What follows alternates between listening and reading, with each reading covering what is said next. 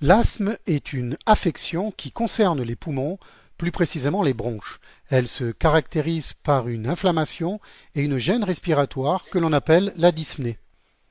Pour comprendre la physiopathologie de l'asthme, c'est-à-dire en quelque sorte son mécanisme, il est nécessaire d'avoir quelques notions de base sur les bronches, les bronchioles et les alvéoles pulmonaires. L'animation suivante nous explique les raisons de survenue de l'asthme.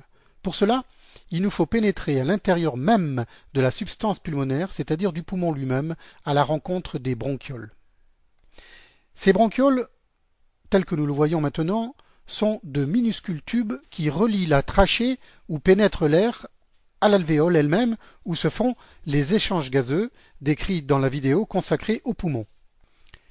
Il nous faut maintenant pénétrer à l'intérieur d'une bronchiole pour comprendre la raison de la survenue de l'asthme.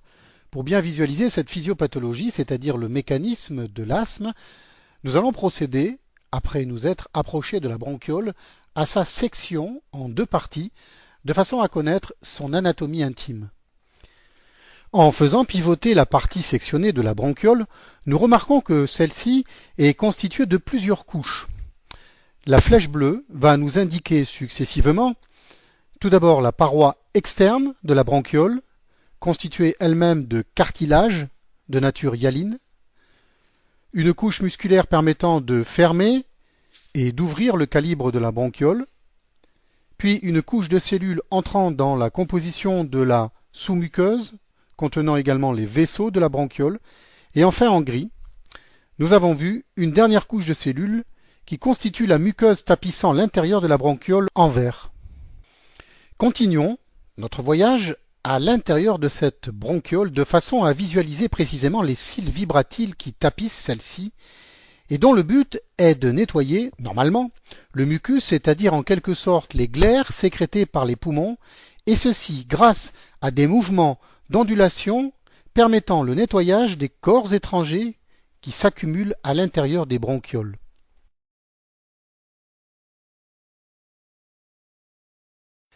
Chez un individu non fumeur et qui ne présente d'autre part aucune pathologie, maladie, de l'appareil respiratoire, les cils vibratiles se comportent à la manière d'un champ de blé possédant la capacité de déplacer par leur extrémité les gouttelettes de mucus qui sont normalement sécrétées et qui permettent habituellement d'humidifier les parois de la bronchiole.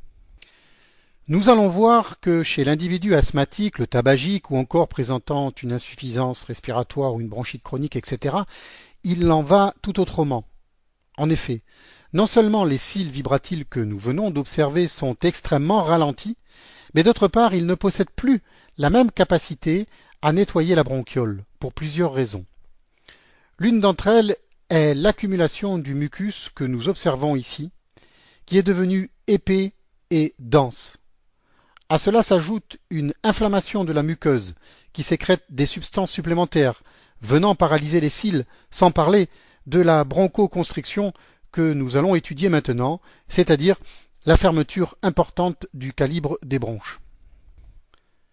Nous voyons sur ces images l'accumulation de mucus en jaune, ce qui nous permet, dans un premier temps, de mieux comprendre les difficultés respiratoires rencontrées par le patient asthmatique.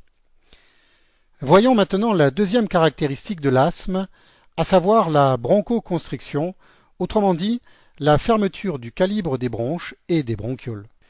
Quand un individu respire, il pénètre à l'intérieur des voies aériennes différentes substances que l'on appelle des allergènes, c'est-à-dire des corps étrangers. Ce sont des pollens, des graminées, des acariens, des poussières domestiques, des moisissures, de la farine, etc. Surtout chez l'asthmatique, ces substances agressent les cellules qui tapissent l'intérieur des bronches et des bronchioles, finissant par pénétrer à la longue à l'intérieur du sang, où elles entraînent une réaction immunitaire. Ces substances qui sont passées dans la circulation sanguine provoquent certains globules blancs, comme entre autres les mastocytes. Ces leucocytes, puisqu'il s'agit bien de globules blancs, vont à leur tour, en réaction à cette agression, libérer des substances telles que l'histamine, les leucotriènes et les prostaglandines. Leur action a pour conséquence d'aboutir à l'apparition de contractions des muscles situés autour des bronches, ce qui entraîne la fermeture du calibre de celle-ci, empêchant de circuler normalement l'air à l'intérieur des poumons au cours de l'asthme.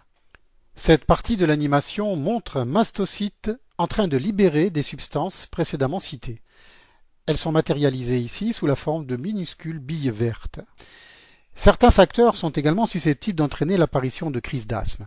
Il peut s'agir d'affections de l'appareil respiratoire, de l'exercice physique, surtout quand celui-ci a lieu dans le froid, ou encore d'inhalation de polluants comme la fumée de tabac. Enfin, une contrariété où certains médicaments, tels que l'aspirine entre autres, sont susceptibles d'entraîner la survenue de crises d'asthme également. Voyons maintenant quels sont les principaux symptômes de l'asthme.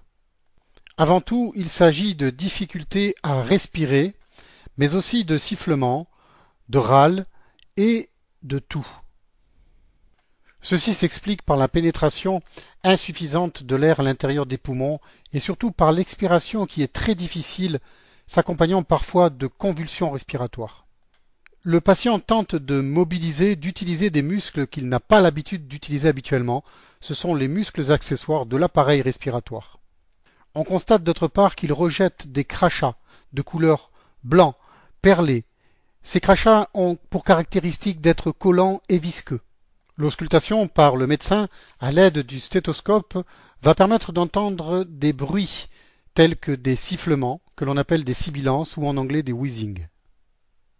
Le patient va effectuer d'autre part une inversion du rythme respiratoire, c'est-à-dire que son expiration sera plus prolongée, jusqu'à 2 à 3 fois plus que son inspiration, temps durant lequel l'air pénètre à l'intérieur des poumons. Voyons maintenant quelles sont les principales complications susceptibles de survenir au cours de cette maladie. En voici une liste non exhaustive. Dilatation des bronches, emphysème du médiastin et sous-cutané, rupture des alvéoles pulmonaires. L'asthme ne doit pas être confondu, en particulier avec un œdème pulmonaire chez le sujet âgé, une insuffisance cardiaque, la présence d'un corps étranger, une laryngite ou encore une épiglottite. Il ne faut pas non plus le confondre avec une bronchiolite, c'est-à-dire une inflammation des bronchioles, que celle-ci soit de nature virale ou autre, un asthme cardiaque, une aspergillose ou bien un syndrome carcinoïde. Voyons maintenant son traitement. Il comportera essentiellement des corticoïdes, c'est-à-dire de la cortisone, ainsi que des bronchodilatateurs ou bêta-mimétiques. Les antihistaminiques, l'acide chromoglycique et le montelukast sont aussi utilisés.